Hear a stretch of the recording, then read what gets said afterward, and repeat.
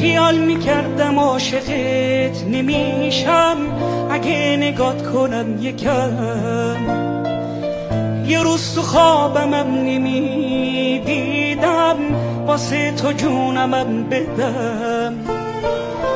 دلم یه کاری کرده با غرورم که مثل بچم تو از تو دورم، که وقتی میری بغض از چشم میشورم.